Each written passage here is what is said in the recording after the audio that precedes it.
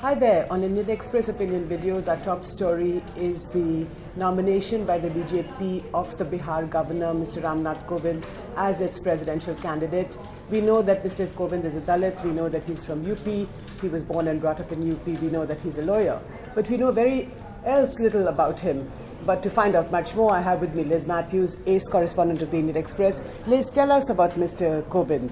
What is it? Why is it such a secret? And now he's going to be the most important man in the country. Yeah, that is the success of BJP leadership. Like obviously, but no leader in BJP was aware of it other than Mr. Narendra Modi and Amit Shah. So if the top leaders have confided that, honestly speaking, nobody had an idea. But so apart from these two leaders, nobody else knew about it. They were all talked about the name yesterday, and in yesterday's parliamentary board meeting, the Prime Minister also talked about why the names which were taking rounds, and he kind of expressed his like maybe an explanation for not nominating any of these people, the names like Sushma Swaraj or other ministers. He said that he doesn't want to, leave anybody. He wants to run the government with all these ministers only. He cannot spare these people. Yeah, none of them. But did he take their names? He said these names. Even Venkaiah Naidu, to an extent, his name was there initially. So Venkaiah Naidu, Sushma Swaraj, even Jaitley's name was there. Arun Jaitley. Yes. Okay. So he cannot spare the finance minister, the defence minister, the external affairs minister, and even the parliamentary affairs minister, information broadcasting minister. Information broadcasting minister. Yeah, but I don't know whether he took the names, but he talked about the names which were taking round. That's what we were told. So that's one thing. And this we're talking about Nath Kovind. Obviously there was some like Amit Shah, if you call it, have tweeted that he could be a dark horse. Maybe because there was this speculation that Dalit could be the presidential candidate. So then if you will go by the governors, then he was one of the prominent Dalit governors. So then his name it could have been like that. But this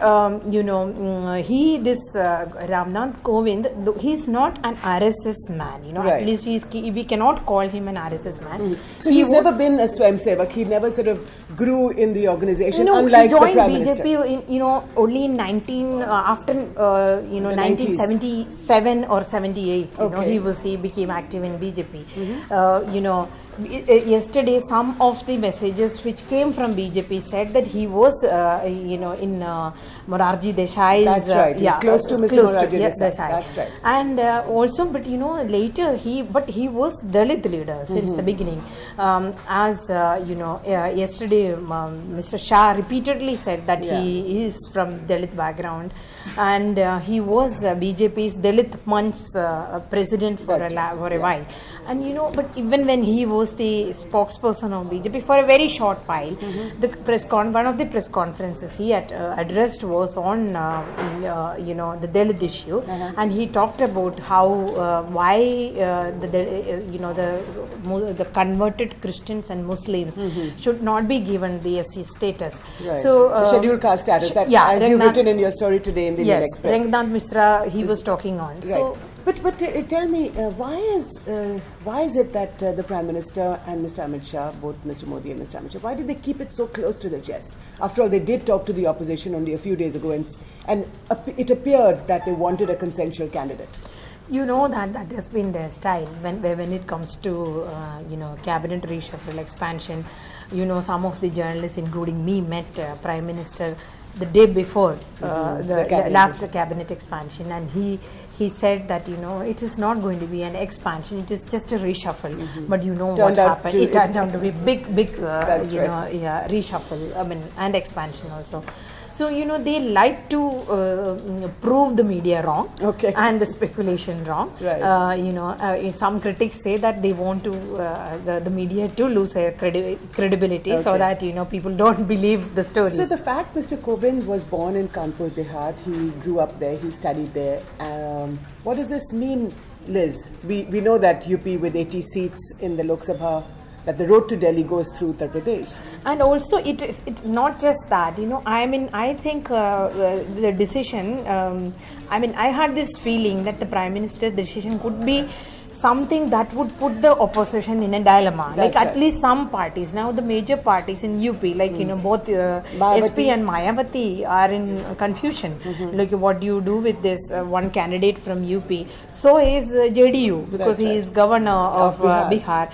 Now Mayawati has already announced that she can't say no, and many parties, including Congress, can't say outrightly reject the. So it's a canny stroke by the absolutely. BJP then Prime Minister. Yes. So a quick last question, Liz. What happens to the opposition's presidential candidate now? See, opposition is in a, like we said, it's in a dilemma, and they are very confused, because even Congress may not, at least a section of Congress do not want another candidate, because in the past also, when in 2002 when Kalam's name was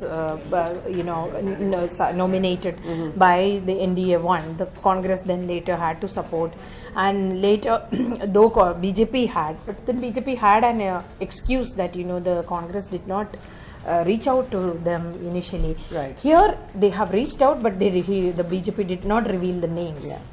Thank you, Liz. I'm afraid that's all we have for now, but as Liz says, watch this space. A lot of developments will take place very soon. Thank you so much for watching.